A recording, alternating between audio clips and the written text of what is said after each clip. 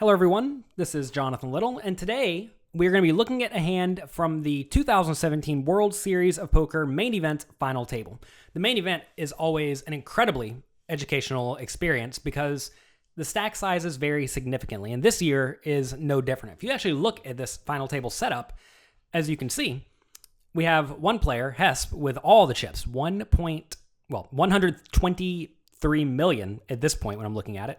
But we also see players like Sinclair and Salas and Saut who have 20 big blinds or so, or 13 big blinds.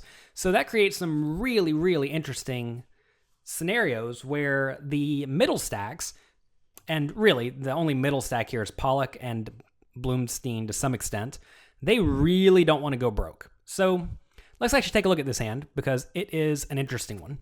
Here we have Blumstein opening under the gun, and at this point, it's worth mentioning that Blumstein and Hesp both have a lot of chips where they really don't want to clash too hard with each other. Like Hesp can really lean on Pollock because if Hesp loses 54 million, it's unfortunate, but it's not the end of the world. Whereas if he loses 80 million, it's kind of a big deal. Blumstein can still put a hurting on Hesp, which is worth mentioning. However, he is opening under the gun into Hesp's big blind. And if you think about this, before the flop, Hesp should be opening a lot of hands when it folds to him, and that's going to take away a lot of the play of Blumstein, because he's just going to need to be somewhat snug and not get too out of line, given, again, these very short stacks. So that means that Blumstein's only real stealing opportunity is under the gun. That said, you really shouldn't be stealing under the gun too often, because everyone else has the opportunity to look at their random hand and wake up with a hand. So Blumstein really is in a pretty tough spot at this final table right off the bat. However, whenever Hesp folds, now Blumstein's effectively the chip leader and he can run over the table. So it's not the end of the world for him. Anyway, here he opens with pocket aces under the gun, and I think Hesp has a pretty easy call in the big blind with the ace-10 suited. That just seems great. And the flop comes ace-7-5, giving Blumstein top pair. I'm sorry, giving Hesp top pair and Blumstein top set. So pretty nice setup already. This is a spot where if Hesp checks and Blumstein bets, Hesp should probably just check call, then maybe check fold, depending on how overly aggressive Blumstein is. And it's a pretty rough situation because you should not expect Blumstein to be bluffing too often. Therefore, you can make somewhat premature folds because really, is Blumstein going to bluff the one guy at the table who can bust him, especially for a lot or all of his chips? And if you're honest with yourself, the answer is probably just no. That said, Blumstein seems to be a pretty good poker player, so maybe he would. Anyway, here Hesp checks, probably just playing to check call as expected. And then Blumstein checks behind. And that's an interesting check behind because when he checks behind, that's going to make his hand look a lot like a marginal made hand, or a hand that can go for 2 streets of value but not 3. So maybe something like ace-jack or 8-7 suited or pocket kings. Those are all hands that make a reasonable amount of sense to check behind because they can very easily call a turn bet and sometimes call a river bet. Whereas if you bet with all of those hands, well, if you bet with ace-jack and bet the turn and then bet the river, you're probably going to be behind when you get called. As I was just saying, Hesp should probably fold the ace-10, right? So if he's going to fold the ace-10, clearly value betting ace-jack 3 times is not a good strategy. Same story for 8-7 and same story for pocket kings. So in general, you don't want to be checking weird sets because if your opponent has anything, you want to make sure you're getting a lot of money in the flop, a lot of money into the pot. But with exactly top set on a dry board, this is a reasonable spot to slow play. You just have to be careful anytime there are any obvious draws available because quite often you don't know if the draws come in, and if your opponent is still willing to put in a lot of money on like imagine the turn's a 9 and your opponent's still trying to put his money in, you have to be a little bit cautious with the pocket aces. That said, I think slow playing in this spot's fine. The problem with slow playing top set of aces, though, is that what is your opponent really going to catch up to that will allow him to put a lot of money in the pot?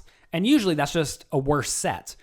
But if you think about this, in this scenario, if Hesp checks and Blumstein bets 2 million, Hesp is going to stick around with a lot of his pairs, I imagine, and then you just get 2 million chips in the pot that maybe you don't get otherwise. Also, then if your opponent does get lucky to turn a set, or unlucky to turn a set, in this case, you will just end up winning a bigger pot. So I typically bet with the top sets. Oh, I bet with all of my sets. But if there is a spot to slow play, this is a pretty reasonable spot to slow play. You just have to be somewhat cautious if you get a turn that puts any straight draw on the board, because you have to understand Hesp is going to call the min raise preflop, or the effective min raise preflop, with a lot of hands. And then on the various turns, if he's willing to put a lot of money in, he probably has something pretty good. Unless he's known for overvaluing hands. And I didn't see all of the coverage of Hesp leading up to the final table, but I gathered that he's a little bit of a splashy active player, so you're not trying to fold your top set ever. I'm a pretty big fan of not folding big hands, as we will see here. So check on the flop. Turns at 10, which is great for Hesp, and even better for Blumstein. With the ace-10 here, I think you definitely want to put a bet in, because now, when your opponent checks back to flop, like I said, he probably has a lot of marginal made hands and just total garbage. But if you think about the total garbage, it's going to be stuff like king-queen and king-jack and king-10 suited and jack-10 suited. And all of these hands just improve to either a pair or a gut shot. So if he has king-queen, you'd rather him put money in the pot than not put money in the pot. And if he has a 10, he's probably going to call any bet. So this is definitely a spot for Hesp to bet, I think. But he checks. So is there any real merit in checking? I don't think so. It's just so easy for Blumstein to have some marginal made hand that he's going to continue checking back. Like if he has pocket kings here, as we're about to see, Hesp is going to check raise, and is pocket kings ever going to call? And the answer is no, right? Well, at least I presume not. And you're only going to get significant value here when your opponent has pretty much a big ace, but a lot of the big aces just bet the flop. Like ace-king and ace-queen, I imagine, bet the flop a lot of the time. Maybe they get tricky and check it back, but probably not.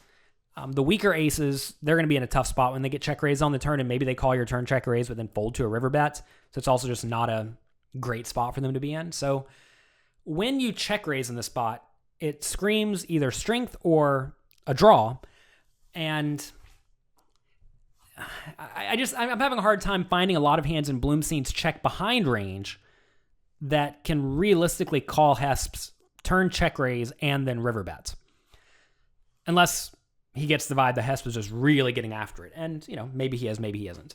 This was still somewhat early into the final table. As you see, there's still 8 players left. So, anyway, on the turn, I do think Blumstein needs to start betting. At this point, you want to play a big pot with your big hand. Now, if your opponent has a gut shot, like king-jack, king-queen, queen-jack, 9-8, even something like jack-9, all these hands may consider calling or check raising, and that's a fantastic thing for you. So, I like the idea of betting here. And now Blumstein does raise. I'm sorry, now Hesp does raise. Getting the players' names mixed up. And I just don't like this, because what's going to happen, right? If he has ace-king or ace-queen, he probably would have bet the flop. So we're trying to get value from what, exactly ace-jack, and we have an ace blocker? Maybe we're just trying to get called by kings, queens, jack-10, maybe some random 8-7 that decided to take a stab at the turn. There's not a whole lot that can call you. That's what it amounts to. And whenever there's not a whole lot that can call you, very often you're best off check calling and letting your opponent then bet the river. And if you check the river and your opponent bets, then maybe you can put a raise in. Then it looks a little bit more bluffy. It may look like you are trying to abuse your big stack a little bit more. And I think that's going to work out better. Also, you can put in a big check raise on the river. Whereas if you put in a big check raise on the turn, then you're just never getting called unless you have the worst hand, or at least you're against exactly like ace-king that slow played. So if Hesp is going to check raise, I like the small check raise. But at the same time, I think I'd much prefer a check call than go for the check raise on the river. So as you see, I'm not saying Hesp should be getting off the hook here. I'm saying that he should be playing this hand in a different manner to try to get value or look incredibly bluffy against Blumstein's, at least in my mind, somewhat weak range. Anyway, he makes it 7 million, and now Blumstein makes it 17 million. So wow, what's going on here? At this point, warning bells have to be going off in Hesp's mind, because in my mind, if Blumstein has, anything. Think about what hands is he really trying to play for all of his money at this point, with a 13 million stack and a 16 million stack sitting over here. 13 big blinds and 16 big blinds, right? Blumstein should really not be trying to play for all the money very often. So given he would almost never play ace-jack or ace-king or ace-queen this way, at least I don't think any competent player would, what's he doing? Well, he either has something like king-queen that he's bluffing, or king-jack that he's bluffing, maybe some 9-8 that he's bluffing. But again, remember, he had to open all these hands under the gun, so they're only the suited versions. Or he has a slow-played set. I think that's perfectly reasonable. Clearly, you don't expect to be against top set because Hesp has an ace in his hand. He also doesn't expect to be against middle set because he has a 10 in his hand. So those two are both unlikely, but 7s and 5s are pretty likely. Although, kind of like I don't like checking back top set on the flop, I really don't like checking back middle and bottom set because it's so easy for your opponent to have an ace whenever you don't have an ace in your hand on ace 7-5. Like if you have pocket 5s, it's easy for your opponent to have top pair, whereas when you have pocket aces, it's hard for your opponent to have top pair because you have 2 aces in your hand. So anyway, I don't know how I feel about this re-raise. If these two players have an aggressive dynamic and they've been messing around a lot, I think it's just great and fine. But if they have a somewhat snug, not overly aggressive dynamic, I think this is probably going to tip your opponent off to the fact that you just must have some weird slow played hand or a really optimistic bluff. And like I said, people aren't making really optimistic bluffs early at the final table, at least from my experience. So now Hesp does what I think he should not do. I think at this point, Hesp should I think he has a pretty easy call. I'm not saying he should fold. I think folding would be way too tight, but I think he needs to call here and try to bluff catch. The problem is if you re-raise at this point, what's going to call you? Well, sets are going to call you. What about ace king? Probably not, right? I mean, maybe exactly ace king will call you. Maybe ace 7 and ace 5 if your opponent opens those from under the gun, but maybe Blumstein's not even opening ace 5 and ace 7, even if they are suited, given, again, the very short stacks. You don't want to be opening hands that they can't really call a shove if there are a lot of shove stacks behind. And as we see, we have 3 very obvious ones here. And at the start of the final table, there are payout jumps, but they're not so significant to where these players have to be very tight. So let's take a look at what Hesp does. He now jams, and I think this is by far the worst option he could have done. I think a lot of people look at this and think, oh man, what a setup.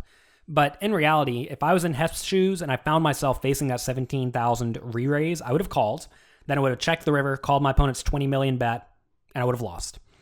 And notice at that point, Blumstein would have had 40 million left in his stack. So he started with about 80. So I would have lost 40 million chips in this hand, which is unfortunate. But 40 big blinds with top 2 pair as a loss is not too bad. And I think this is a very key skill that a lot of the best tournament players have, where they are not getting stacked in situations that some people view as setups. Hesp is going to lose some chips here. He's getting taken for a ride. There's nothing he can do about that. But I don't think he needs to go off for all of it here. The alternative line I said is just Hesp bet the turn. Blumstein would probably raise. Hesp would call. Notice that'd be like a 10 big blind turn bet. Down on the river, Hesp would check. Blumstein would bet, 10 or 20 big blinds. Hesp would check. Blumstein would bet 10 or 20 big blinds. Hesp would then call and lose about 30 big blinds. So in that manner, I would have probably induced more bluffs because people aren't really betting the turn and then re-raising the turn as a bluff, whereas they may raise the turn as a bluff. People typically, not always, but bluff more for fewer bets. So that would have also induced more bluffs. Whereas here, I don't think Blumstein is bluffing very often at all, but Hesp's hand is just too strong to justify folding. But he played it in a manner that ensures he always gets called when he's beat and also forces a lot of the worse made hands like ace, king, ace, queen, ace, jack, maybe even ace 5 to fold here. Because notice Hesp could just really easily have pocket 10s or pocket 7s or pocket 5s. So I do not like this play at all. Clearly Blumstein calls, and just like that, Hesp goes from a big chip leader to, well, not the big chip leader anymore. And I saw a photo of him after this hand, and he's like, what could I do? What could I do? As if this was some sort of a horrible setup. And it's just not. This is a spot where you're going to lose some chips, you're going to lose 30 or 40 big blinds, but you shouldn't go off for all of it. So anyway, that's this hand. If you enjoyed me reviewing this hand and hearing my thoughts on it, I'm actually going to be doing a final table webinar where I review basically every significant hand from this final table. That's going to be on August 3rd, so make sure you mark the calendar. There should be full information about this webinar below this video, so make sure you click that link and check it out. And I'm excited. This final table has been action-packed. It's been a lot of fun. The chip stacks have been swinging. There's some weird short stack scenarios. There's also deep stack hands like this one. And the World Series of Poker final table is great because there are often a mix of very, very strong players and also some weaker players. And you get to see some world-class plays from the best players in the world. And you also get to pick up on a few things that maybe some of the weaker players did incorrectly that maybe you do in your game, and if we can plug those leaks in your game, whenever you make the final table, you're not going to make those mistakes, and that's going to allow you to make way more money. So if you want to learn how to tackle the final table as well as you possibly can, definitely check out this webinar. It's going to be a lot of fun. Again, it's going to be on August 3rd. Check out the information below this video, and I will talk to you then.